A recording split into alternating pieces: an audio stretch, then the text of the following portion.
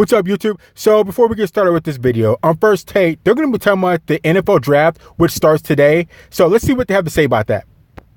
Which team is under the most pressure to nail this draft tonight? It's not even close. The Oakland Raiders.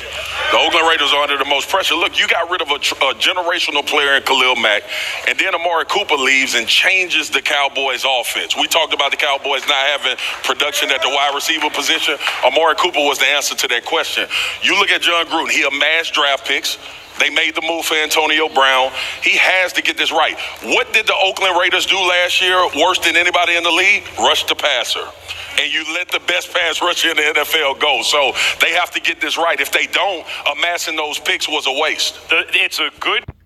So I completely agree with Marcus Spears there. To get rid of Khalil Mack, I still don't know why they did it. And just look at the first game that Khalil Mack played with the Chicago Bears. You guys go back and look what his stats were.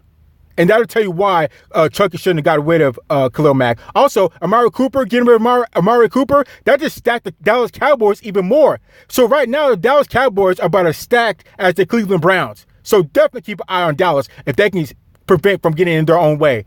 And as far as Derek Carr, I would give him another chance because he's already proven that he can get the push to get his team to the playoffs. Even though he broke his leg and broke his foot, he's still good for it. I'd give him one more chance. And I seriously doubt that the Oakland Raiders are going to get their money's worth for Khalil Mack and Amari Cooper. Now, I think they're looking at getting Quentin Williams, the defensive tackle from Alabama, but I just don't. He's not battle tested yet. He's not battle tested. I think he's a hog. He's a baller, but we don't really know what could happen until he gets on a pro level. We don't know. And Khalil Mack is battle proven, and you know where you're getting with him. So I don't know why you would get rid of him. I don't know. I don't understand it. But at this point, I don't really see the Raiders getting their money's worth for Khalil Mack and Amari Cooper, even though Quentin Williams is a baller. So I don't know. Let's keep going. Pick Oakland, but it's only the second most pressure. Number one is the New York Football Giants, who traded away Khalil Mack. The Giants traded away Odell Beckham Jr. in his prime. That day, the Browns became one of the Super Bowl favorites. That day. And the Giants took a $20 million cap hit, and all to get a 17th pick in the draft. Now, check this out. And you want to talk about getting their money's worth? I seriously doubt the New York Giants are going to get their money's worth. Well, they got a first rounder and like 2 or 3 second rounders and like trickle on down 1 third rounder or something like that. But I don't think you're going to get your money's worth. I don't think you're going to draft a wide receiver as good as, if not better, than Odell Beckham Jr. So as far as that goes, bad move. So, but let's keep going. I don't think the Giants are real when they put it out to all the reporters that they want to pass on Haskins. You would have to be mentally incapacitated to want to pass on Haskins. Dwayne Haskins, Big Ten stud. 1 year as a starter, kept getting better as the season went on. Throw the ball down the field all the time and completed 70% of his passes. 50 TDs, only 8 interceptions, carries himself like a franchise quarterback. Do you understand, if you're really serious about Devin White, who I love, by the way, but take the great inside linebacker, Luke Kuechly. I don't care how good Luke Kuechly is. He's not going to bring you the value that like a Ben Roethlisberger will be. I'm trying to take just a big, strong quarterback who's not real mobile. The argument against Haskins simply is he's not a dual threat. So am I to understand that you can only be a dual threat or you shouldn't be taken up high? Because that's the only...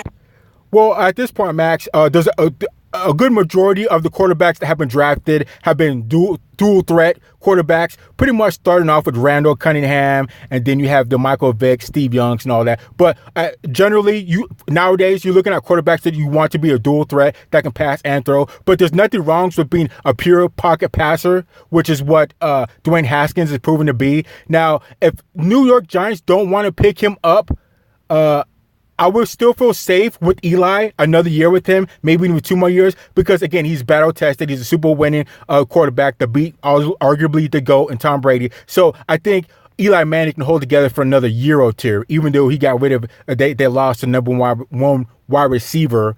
But if you're not sure with Dwayne Haskins, you're not 100% sure that's the guy that you want. If I was the Giants, I would hold off and wait to get somebody else because Eli's good enough to give you a couple years, a good year or two. But Haskins has said that he would like to go home. He would like to play for the Giants. So I could see Haskins being a good understudy and learning from an Eli Manning, Super Bowl winning Eli Manning, the GOAT beating Eli Manning twice. So let's keep going.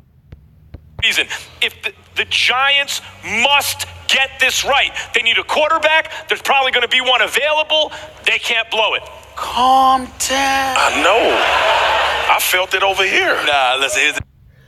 No, sir. This is the NFL draft, all right? That means football's getting close. So there is no calming down, okay? There is no calming down when we start talking about football, okay? It's draft day. It's a special day. Some people take days off of work because of this day. So let's keep going.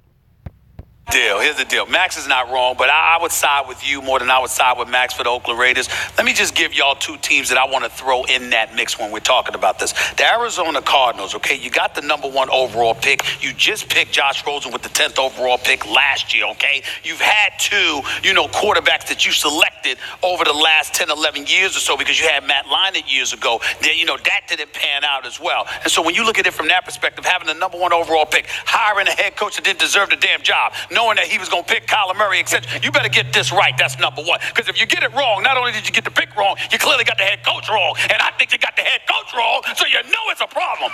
Now, let's go this way. Let's get that up. So I would say with Arizona, again, if you're not 100% sold on Kyler Murray, in particular because of his height, you think that might be an issue, don't go for him. I think they could survive a little bit longer with Josh Rosen. Actually, you know what? I would say it depends. I would hold on to Josh Rosen and still pick up Kyler Murray. If things don't work out, kick Josh Rosen to the curb. It's not the same situation as the New York Giants situation with Eli Manning and Dwayne Haskins, because Eli Manning's already established. He's not as good as he used to be, but he can hold off for another year or two. But as far as the Arizona Cardinals, that's kind of iffy because I still kind of have issues with Kyler Murray's size, even though I shouldn't. He definitely has to make it up for it in other areas. But what's the alternative? Josh Rosen? So he's not proving at anything. So I don't know. It's kind of an iffy situation, and you have to run through all your checks and balances to see if Kyler Murray is the right guy from you, and he's not just going to be an attraction, but he can actually get you guys winning. So I don't know. And also there are other not the biggest of quarterbacks in Drew Brees, Jason or Russell Wilson. I think both of those guys are at 6 foot, if not a little bit shorter, I think with shoes on. So I don't know. But let's keep going. Wait, the other team that I'm going to give you is the Tampa Bay Buccaneers. Here's why. We all know Jameis Winston's a huge question mark. Yeah, last year, his rookie deal. This Tampa Bay Buccaneers team hasn't made the playoffs in 11 straight years. This Tampa Bay Buccaneers team, 5th time with a top 5 overall pick since 2005. You can't find a quarterback. You've had 5 shots at the apple. Now, you got to understand what we're talking about here. Kyler Murray going number 1, supposedly. We talking about Dwayne Haskins potentially available at 6. We talking about this kid at Duke being available. We talk about Drew Lock at Missouri. You're talking about, all right, we gonna throw all of that aside because we got defensive issues where we might draft a kid that right out of LSU. You understand what I'm saying? Or Greedy Williams out of LSU, both of them a safety and cornerback. My point is glaring as your need is on defense, and it's undeniable. The problem with it is that everybody talks about the importance of a quarterback. If you pass on a quarterback, essentially you are taking a chance on Jameis Winston. You better have to pay. And if you... But see, the situation with that is, again, Jameis Winston, I'm sorry, I can't get his name right. He's good enough that you can go another year or maybe 2 where he's a proven quarterback. He may not be the most winningest or the best quarterback, but you can survive long enough with him that you can wait another draft or 2 and pick up the quarterback that you specifically want to pick up. Like I said, I'd give Jameis Winston enough time, or at least another chance, just like I would give Derek Carr another chance, because I think Jameis has too much potential that he just needs to get a right year to tap into that, and I think he can be a great quarterback. But I don't know. They have to, again, do their checks and balances, see what they really need. But I would hold on to Jameson one last year and probably stack up your defense, because either way you're going to make progressions. So hold on to Jameis, and because he's already proven, and stack up your defense versus get rid of Jameis, draft a quarterback who's not proven, and still have a hole on defense. So I don't know. Let's keep going. Do that. Whoa. Listen. The problem. I understand what you guys are saying about the pressure. How much did Oakland pay John Gruden, the coach? $100 million A year. The guy that's $100 million with incentives that would throw it to 118 from what I'm told. The guy that's their GM was doing this, what we're doing the last time the draft went on. Did you know I applied? I applied for president of basketball operations. I think if Mike Mayock can do this and go from this to a GM position, how come I can't do it with the NBA? I don't know why Stephen A. Smith, but I seriously think that the reason why Chucky got rid of Khalil Mack and let Amari Cooper go is because he has 10 years, so he might be on that 10-year plan, but that's not a good way to start out, okay? That's not how you start out, as getting rid of one of the best, if not the best, defensive player in the league, and Khalil Mack, you let him go. You let him go.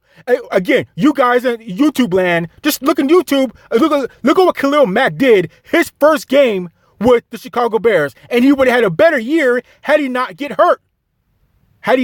hurt. So let's keep going.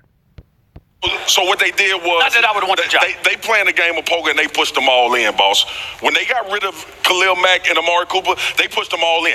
And what have we been circling the wagons on? Is Derek Carr the guy that John Gruden wants? So number one, you're not sure about your franchise quarterback. Mm-hmm. You got rid of two players that can change the game, and you in Oakland with $100 million coach and a GM that was on TV last year. Marcus, that's pressure. You're undoubtedly right that the Raiders went the most.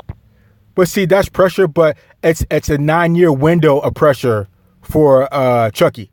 So I think that's what his plan is. He hasn't told everybody what his plan is, because I remember when he first got rid of Khalil Mack or let him walk, everybody was looking at Chucky like, man, what are you doing? What are you doing? You know we are garbage on defense, and you got rid of the best defensive player in the league, arguably. What are you doing? I hope you have some type of major plan that nobody can see. So I hope this upcoming draft, we can, something that we don't know, for getting rid of Khalil Mack, the number one defensive player in the NFL, and Amari Cooper, a great wide receiver, which topped off the Dallas Cowboys being stacked just as deep as the Cleveland Browns. So, yeah, let's keep going. All in on this draft, selling Mack and Cooper. But I have to say, Max, I think you end up being right on this, because Gruden's money, Gruden's contract, the years, 10 years, mean he's got some time to do this. Well, I don't know that Gettleman has the time. I don't. Now, you're right about you are correct about that, Will Kane. But he does have 9 years. But the NFL is, what have you done lately? We're not looking at 9 years down the road. They want to win now, because when was the last time the Oakland Raiders were at the Super Bowl? I know they were knocking at the Super Bowl. What was that, in 2001 with the passing thing with Tom Brady? I can't remember. When was the last time the Oakland Raiders were at the Super Bowl? I think they went with Jerry Rice. I can't remember. But I know one of the last times they were real close and knocking on it was when they played the New England Patriots, and it was snowing, and the whole Charles Woodson and Tom Brady thing. Anyways, I'm trolling now, but let's keep going. I think the pressure's on Gettleman to get it right now. My only problem is, Max, I don't think that having Will Kane support your position is the strongest thing for your position. And personally speaking, that's what I'm saying. The question is, why are the Giants end up wrong so often? Why are the Giants putting it out there in the media, always like backdooring it, right? Like, oh, I'm hearing that the Giants don't like any of the quarterbacks. That's only because Gettleman thinks he's being slick and doesn't want anyone jumping him in the draft and taking Haskins. Because he wants to keep that. Well, he's probably playing the same type of games that were played when Odell Beckham Jr. Everybody's talking about, oh, we didn't sign him to get rid of him. And 3 weeks later, Odell Beckham Jr. is now a Cleveland Brown. Also, like I said, they have a little bit of breathing room with Eli Manning, because he's a battle-tested quarterback, as everybody already knows. I think he's not going to fall apart within the next year or two. So they have breathing room to be specific in the type of quarterback that they want and that they need. So, I don't know. I think that they just have enough breathing room with Eli Manning. So, let's keep going. You same pick that he got in the Beckham trade. Let me tell you why I disagree with you, because I want your response to this, Max.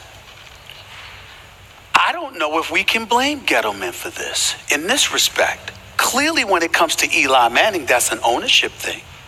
It's undeniable when you listen to what they've said about Eli Manning. It is clear, because they listen to Gettleman. You think Eli Manning's 27 years of age, still flinging footballs to win the Super Bowl championship if you listen to Gettleman. So clearly he doesn't know what the hell he's talking about in that regard. But we know he knows his football. So why would you take that position? Because the ownership has spoken up. Odell Beckham Jr. is gone. They talked about a culture change that took place. It is clear when you look at the New York Giants, you've got people working under ownership, doing the bidding of ownership, which means protecting Eli Manning. I think that you know what I think it is? Gentlemen, I think that's what I really think it is. I don't think that's it. I think the Giants know they're not going to be any good this year. It's the last year of Eli's deal. They're going to have to pay him anyway. They know they're drafting his successor who's going to learn under him for at least half the season. You got to at least put out in the media you're leaving the guy. You're bringing up Gettleman.